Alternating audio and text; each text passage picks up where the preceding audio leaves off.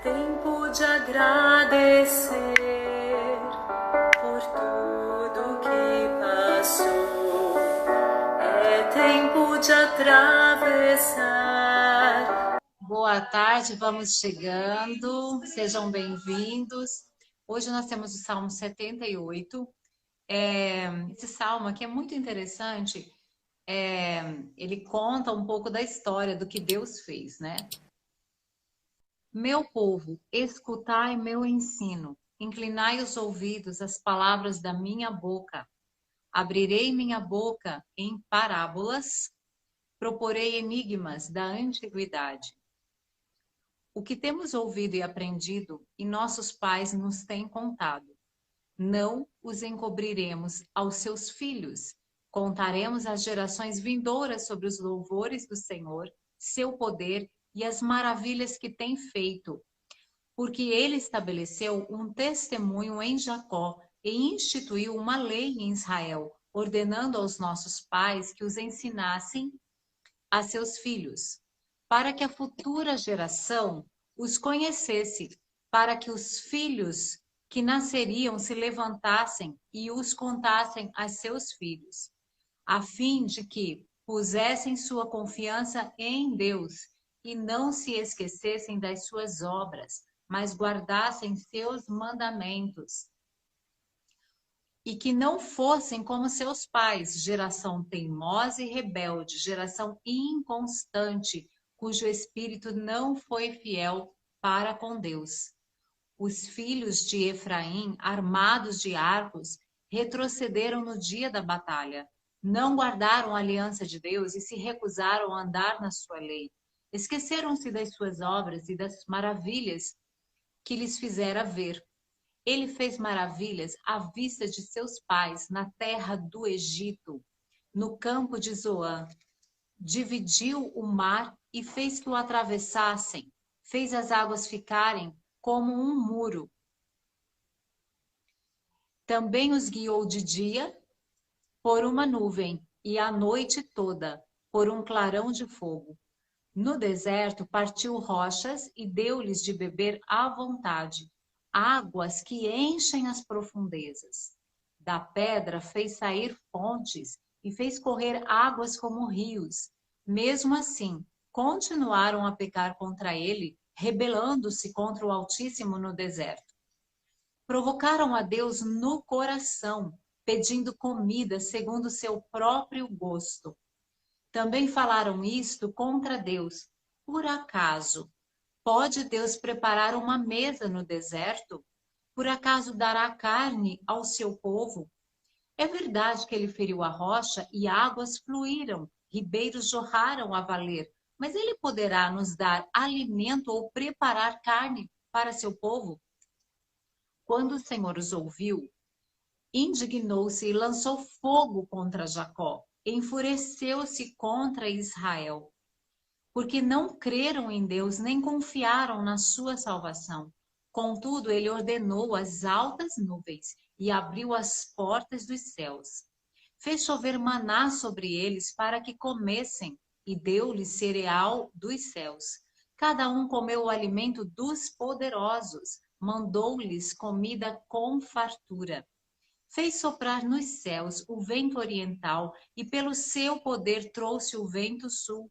Também fez chover sobre eles carne como poeira e um bando de aves como areia do mar, e as fez cair no meio do acampamento em volta de suas tendas.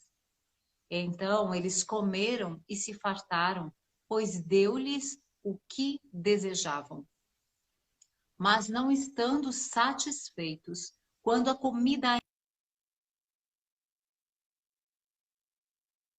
e ele matou os mais fortes, derrubou os jovens de Israel. Mas, mesmo assim, eles pecaram e não creram nas suas maravilhas. Por isso, fez seus dias se dissiparem em um sopro e seus anos em repentino terror. Quando ele os castigava com a morte, então o procuravam, arrependiam-se e de madrugada buscavam a Deus. Lembravam-se de que Deus era sua rocha e o Deus Altíssimo seu Redentor. mas eles o adulavam com a boca e com a língua mentiam para ele, pois seu coração não era constante para com ele, nem foram fiéis à sua aliança. Mas ele, sendo compassivo, perdoou-lhes a maldade e não os destruiu. Pelo contrário, muitas vezes desviou deles a sua ira e não se enfureceu contra eles, porque lembrou-se de que eram frágeis, como um vento que passa e não volta. Quantas vezes se rebelaram contra ele no deserto e o ofenderam no lugar ermo? Voltaram atrás e tentaram a Deus. Provocaram o Santo de Israel. Não se lembraram do seu poder, nem do dia em que os resgatou do adversário, nem de como realizou seus sinais no Egito e suas maravilhas no campo de Zoan, convertendo em sangue os rios, para que não pudessem beber das águas correntes. Também lhes mandou enxames de moscas que os consumiram e rãs que os destruíram. Entregou suas colheitas às larvas e o fruto do seu trabalho aos gafanhotos. Destruiu suas vinhas com granizo e seus sicômoros com geadas. Também entregou seu gado ao granizo e seus rebanhos aos raios. Lançou contra eles o furor da sua ira, a fúria, a indignação e a angústia, como uma legião de anjos destruidores. Deu livre curso à sua ira. Não os poupou da morte, mas entregou a vida deles à praga. Feriu todos os primogênitos no Egito, as primícias da sua força nas tendas de Cã.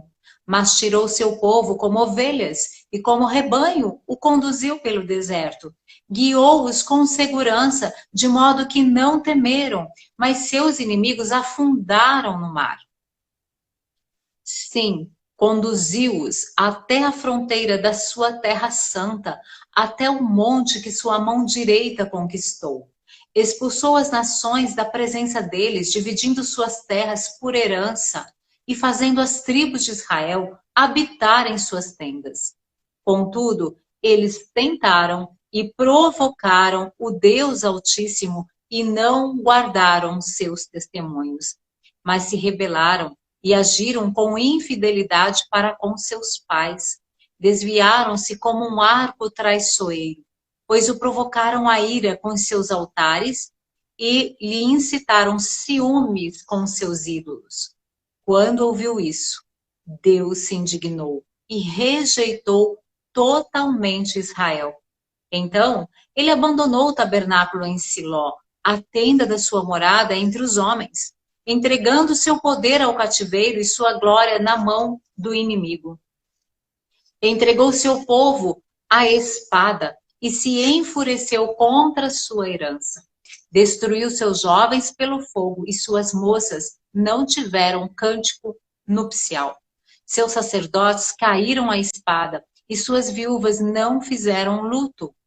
Então, o Senhor despertou como de um sono, como um guerreiro motivado pelo vinho, e fez retroceder a golpes seus adversários, e entregou-os ao desprezo perpétuo. Além disso, rejeitou a tenda de José e não escolheu a tribo de Efraim, mas escolheu a tribo de Judá, o monte Sião que ele amava. Edificou seu santuário como os lugares elevados, como a terra que estabeleceu para sempre. Também escolheu Davi, seu servo, e o tirou do cuidado das ovelhas. Ele o trouxe da lida com as ovelhas e suas crias para apacentar Jacó, seu povo, e Israel, sua herança. Ele os apacentou segundo a integridade do seu coração e os guiou com mãos hábeis. Uau, gente, que capítulo, né? Que capítulo incrível. Conta que é um dossiê, né? Deixa eu ver se eu consigo chamar de novo a Eli. É um dossiê isso aqui da história do povo, desde quando eles estavam no Egito. E Asaf vai aqui escrevendo e contando muitas coisas que aconteceram, como Deus livrou, o que aconteceu lá no Egito, como Deus, aquelas pragas que destruíram tudo, mas ele diz no versículo 52, tirou seu povo como ovelhas. Cadê? Tirou seu povo como ovelhas e como um rebanho os conduziu pelo deserto. E desde lá, essa caminhada pelo deserto, ele sempre cuidando do povo, sempre dando todo o suprimento que eles precisavam, livrando dos inimigos. Aqueles carros de Faraó que ficaram no mar, a travessia pelo Mar Vermelho, e aí Asaf então vai lembrando, são 72 versículos, né? É bastante coisa. Bastante coisa, assim, se a gente pensar em um capítulo da Bíblia, mas na verdade a história é tão grandiosa, né? E então ele vai falando dessa grandiosidade de Deus e que toda essa história que ele está contando aqui, no versículo 6 e 7, que é o ponto que eu quero assim destacar, para que a futura geração os conhecesse, para que os filhos que nasceriam se levantassem e contassem a seus filhos, a fim de que pusessem a sua confiança em Deus e não se esquecessem das suas obras, mas guardassem seus mandamentos. Todos esses feitos, Deus, aquele povo, eles viram, eles puderam ver todas essas obras do Senhor, todas as maravilhas, e ainda assim eles se rebelaram. Ainda assim, eles preferiram cultivar seus próprios desejos carnais no coração, como fala, né? É um capítulo que fala do coração, que está trazendo aqui que eles desejaram no coração, eles queriam comer de novo a comida que eles tinham no Egito. E não aquilo que o Senhor estava preparando para eles. Eles estavam em direção a uma terra prometida que o próprio Deus, diz o texto, iria entregar para eles, nas mãos deles. E a gente vê a história como foi. Todas as batalhas que eles enfrentaram, o Senhor esteve à frente. Aquela conquista de Jericó, que eles simplesmente ficaram ali andando em volta e cantando e depois gritaram. Essa foi a batalha deles. E os muros caíram. Enfim, quantas coisas a gente poderia falar dessa história, né? Assim é a minha história e a sua. Quantas coisas o Senhor fez por nós, nos tirando da vida que a gente levava, nos ressuscitando, nos trazendo a vida. E se a gente for enumerar aqui o cuidado de Deus, o zelo dele com a gente, quantas vezes a gente agiu assim também, né? Querendo os desejos do nosso coração inclinado à carne. Mas lá, Romanos, vamos lembrar que Romanos diz que nós não andamos mais segundo a carne, que nós agora, a partir do momento que temos a habitação de Deus em nós, nós andamos segundo o Espírito, é a vida no Espírito.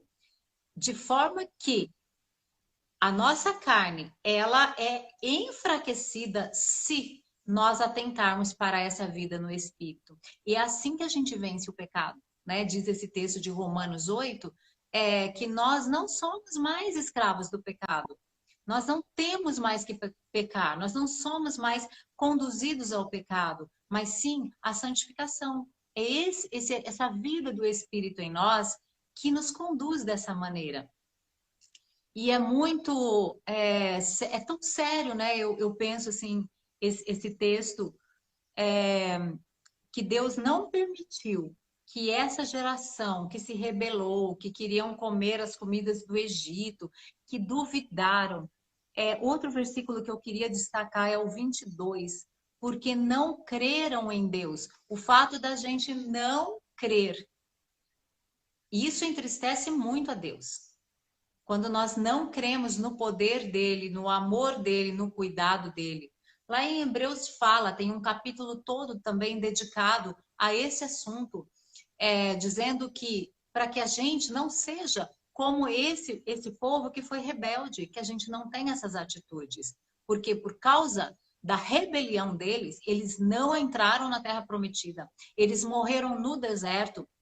E aí o escritor aos Hebreus nos incentiva, olha, que a gente não não faça dessa maneira, mas que a gente continue perseverando e crendo. Então é um texto que também fala de crer em Deus. E às vezes a gente pensa, não, mas eu creio em Deus, né? Eu creio, acredito. Não é esse tipo de crença que se refere aqui. É crer que o Senhor tem essa terra prometida, que nós já temos esse acesso, é crer que nós estamos nele, que o pecado não tem mais poder sobre nós, é crer que ele está conosco dia a dia, que tudo aquilo que nós precisamos, ele já nos concedeu. Então, essa falta de fé muitas vezes nos deixa pelo caminho, pode deixar a gente pelo caminho, né? É um ponto para a gente refletir hoje e é o que eu queria compartilhar com vocês, né? Essa necessidade da gente contar às outras gerações, e aqui eu quero ampliar para os nossos filhos, sim, para os nossos netos, os nossos parentes, mas para outras pessoas também. Para quê? Para que essas pessoas, para que os nossos filhos andem no caminho de Deus, que eles tenham confiança em Deus, que eles guardem os seus mandamentos. E o outro ponto é que nós não sejamos como aqueles que retrocederam, como aqueles que duvidaram, como aqueles que reclamaram. O Senhor já tinha aberto fontes, e diz aqui o texto que eram tantas águas que podiam encher as profundezas. E eles ainda duvidaram, falaram, Deus nos deu água, mas ele não pode nos dar comida. Carne ele não pode dar, ele não tem poder para isso. Então, que nós não sejamos, que não tenhamos essa atitude de não crer que o Senhor pode sim nos dar tudo aquilo que nós precisamos para a nossa caminhada, né? Para o nosso propósito, para a nossa vida abundante aqui. Nós temos tudo isso. Amém, gente? Eu fiquei sozinha, eu tentei várias vezes aqui chamar a Eli, não entra. Mas eu quero ver o comentário de vocês. Vamos ver o que chamou a atenção aí de vocês. Meu destaque, versículo de 1 a 4. Escutai o meu ensino, inclinai os ouvidos às palavras da minha boca, abrirei a minha boca em parábolas, o que temos ouvido e aprendido com nós, e nossos pais nos têm contado, nós vamos contar às gerações seguintes. Nós não vamos encobrir aquilo que Deus tem feito para nós. Obrigada, Cida. Deus é o nosso provedor. A Ivoneide está falando. Obrigada, querida. Não vamos encobrir o que Deus tem feito na nossa vida. Às vezes a gente fica com vergonha de contar algumas coisas que aconteceram. Não fique, porque é testemunho do que Deus fez, é testemunho do amor dele, da provisão dele, né, do cuidado dele por nós durante a nossa caminhada. Não vamos encobrir, vamos contar, vamos testemunhar. E tem aqui no 5 ele diz assim, ó, porque ele estabeleceu um testemunho em Jacó e instituiu uma lei ordenando, era lei em Israel, contar para os filhos as grandezas do Senhor, contar para os filhos aquilo que Deus havia feito. Isso era uma lei, era uma ordenança para os pais. Então vamos entrar nesse ensinamento, né, desse salmo e vamos contar. Não vamos encobrir nada do que o Senhor tem feito na nossa vida, porque isso é testemunho do Deus vivo, isso é para a glória dele. Aquilo que ele faz na nossa vida é para glorificar o nome dele, é para adoração do nome dele.